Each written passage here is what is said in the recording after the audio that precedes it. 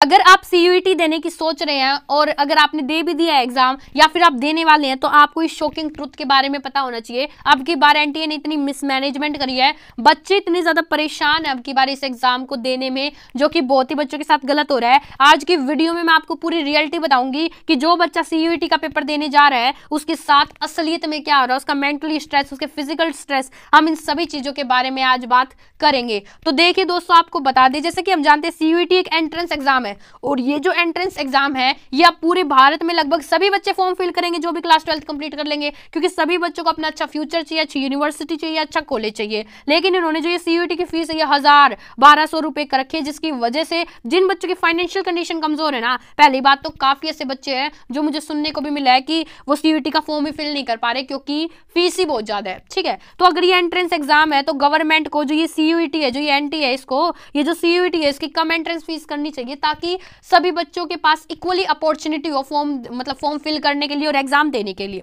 दूसरी चीज जो एनटी है इसकी मिसमैनेजमेंट तो हम बहुत सालों से सुनते आ रहे हैं, कभी कुछ गड़बड़ करता है, कभी कुछ। अब की बारी ने सीयूईटी के, देखो सीयूईटी के बच्चों ने फॉर्म फिल कर दिए लेकिन जो एग्जाम सेंटर वो काफी दूर है। मैं ना यहाँ पे कमेंट दिखाऊंगी स्क्रीन पर, तुम कमेंट पढ़ना बच्चों के। एग्जाम सेंटर भैया कई बच्चों का 400 किलोमीटर, 700 किलोमीटर दूर है, मतलब बच्चा कैसे जाए इतनी दूर, आप बताओ कैसे जाए। और यहीं पर भी देखो सबसे ज्यादा नुकसान पता है किन बच्चों के होता है, जिन बच्चों की फाइनेंशियल कंडीशन कमजोर है।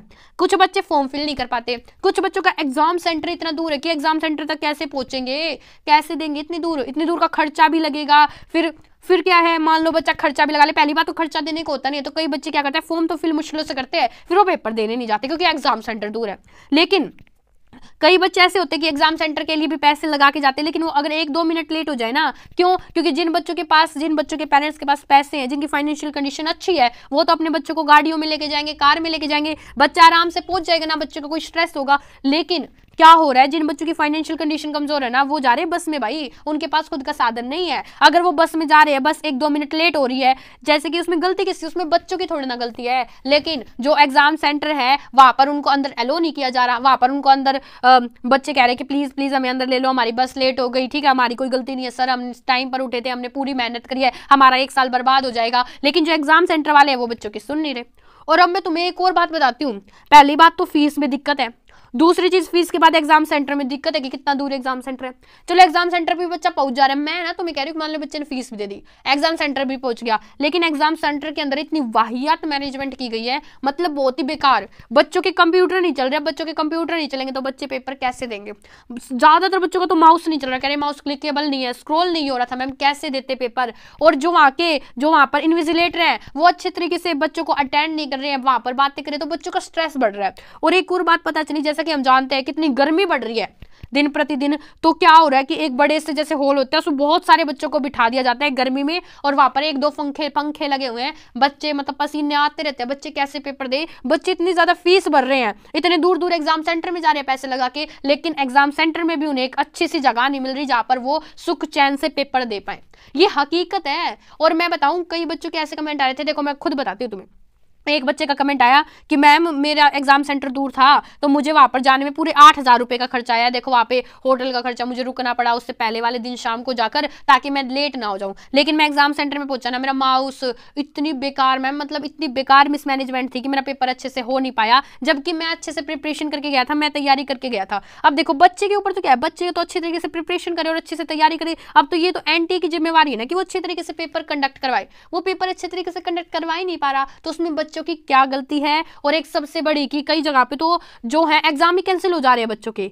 अब मेन बात ये नहीं है कि एग्जाम कैंसिल हो रहे हैं, मेन बात ये है कि बच्चा वहां पर इतना दुखी होकर आया है, लेकिन बच्चों को वहां पर अच्छे से सही से आश्वासन भी नहीं दिया जा रहा, बच्चों को ये भी नहीं बताया जा रहा कि बेटा आपका एग्जाम कैंसिल हो गया है बट चिंता ना करो आपका रीशेड्यूल हो जाएगा, ठीक है। बच्चों से अच्छे तरीके से बात नहीं की जा रही है, मतलब इतना बेकार इन्वायरमेंट अब की बार एनटीए इतना मिसमैनेजमेंट कर रहा है कि, और ये शॉकिंग ट्रूथ है, अगर आप पेपर देने जा रहे हो तो आपके दिमाग में कहीं ना कहीं बैकअप में ये चीज होनी चाहिए कि ऐसा भी हो सकता है, तुम्हारा एग्जाम भी कैंसिल हो सकता है, ये भी हो सकता है कि तुम्हारा कंप्यूटर ना चले। ये भी कई बच्चों के ऐसे मैसेज आ रहे थे कि मैम हम गए और हमारा कंप्यूटर ही नहीं शुरू हुआ, मैं कह रही हूँ 15-15 मिनट चलेगी, बच्चों की वेस्ट होगी। उसके बाद वो जो इन्विजिलेटर उन्होंने वो मुश्किलों से ठीक करा, मैम हमारी तो 15 मिनट वेस्ट होगी। उसके बाद हमारे दिमाग पे स्ट्रेस हो गया कि पूरा पेपर कैसा होगा और बहुत बेकार गया। कई ऐसे कह रहे हैं क्लास 12 के बच्चे कि मैम हमारे 12th में अच्छे आए हुए हैं, 97% आए हुए हैं, लेकिन हमारे ऐसे लग रहा है कि CUET में तो हमारे 50% भी नहीं आएंगे। क्यों नहीं आएंगे 50% भी? क्योंकि मैम स्ट्रेस इतना हो रखा था, अच्छे तरीके से कोई भी चीज़ वर्क नहीं कर रही थी, जो इन्विजिलेटर है वो आपस में ही बात किए जा रहे थे।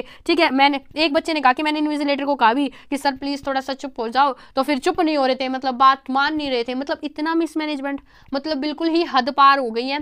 मैंने आपको स्क्रीन पर कमेंट, अगर आपके साथ भी ऐसा कुछ हुआ है, मेरे को कोई स्टूडेंट देख रहा है जिसने CUET का पेपर दिया है, और अगर आपके साथ भी हुआ है, आपकी कोई स्टोरी है, तो आप प्लीज बताओ कमेंट में, ताकि है ना ये बातें NTA तक जानी चाहिए। और मैं तो कह रही हूँ जिन बच्चों का, जैसे मान लो कुछ बच्चे हैं जो CUET की फीस ज़्यादा है तो बच्चे पेपर नहीं दे पाए, कई बच्चों के एग्जाम सेंटर दूर थे तो वो 1-2 मिनट से लेट हो गए, ठीक है, और उनका एग्जाम वापस लिया नहीं गया। तो होना क्या चाहिए, एग्जाम है ना दोबारा रीशेड्यूल होना चाहिए जो बच्चे इस एग्जाम से अनसेटिस्फाई, ठीक है। और दूसरी चीज क्या है कि बच्चों के एक तो पेपर रीशेड्यूल होने चाहिए कि जो अनसेटिस्फाई, क्योंकि उनका साल बर्बाद हो रहा है। दूसरी चीज, अगर अपने कंप्यूटर सिस्टम NTA के इतने अच्छे हैं ही नहीं, अगर आप इतने अच्छे से बच्चों का पेपर कंडक्ट नहीं करवा रहे हैं, तो भाई आप OMR शीट पे करवा लो 2-3 साल, जब तक कंप्यूटर का सही से सिस्टम बैठ नहीं जाता आप OMR शीट पे करवा लो, कम से कम बच्चों का पेपर तो सही से हो जाए, ठीक है। बच्चों को थोड़ी सुख सुविधाएं सही से दो, पानी की, फैन फून, सभी चीज़ों की सुख सुविधाएं होनी चाहिए। लेकिन ऐसा काम कर दिया है अब की बार NTA ने, मैं क्या ही बताऊं, बच्चे काफ़ी ज़्यादा परेशान है। अगर आपके साथ भी ऐसा कुछ हुआ है, जो भी मेरी वीडियो देख रहे हो, तो प्लीज़ कमेंट करो।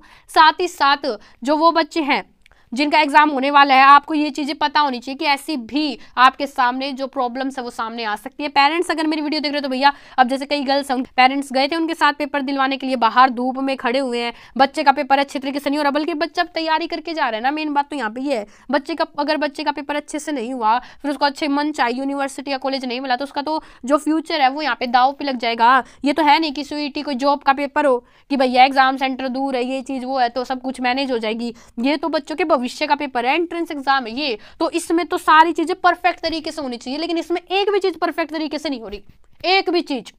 तो मेरी दरख्वास्त NTA वालों से, अगर आप ये वीडियो देख रहे हो तो प्लीज इन चीजों का हमें सोल्यूशन दो, हमें सोल्यूशन चाहिए, बच्चे बहुत ज्यादा परेशान है, ठीक है जी। और अगर कोई मेरी वीडियो पेरेंट्स देख रहा है या बच्चे देख रहे हो, अगर आपके साथ ऐसी प्रॉब्लम हुई है तो आप प्लीज शेयर करो, ताकि बच्चों को पता चले कि क्या चल रहा है CUET एग्जाम के। आज के लिए बस इतना ही। NTA से कोई भी अपडेट आती है तो मैं आपको इस चैनल पर अपडेट कर दूंगी, उसके लिए आप इस चैनल को सब्सक्राइब कर सकते हैं।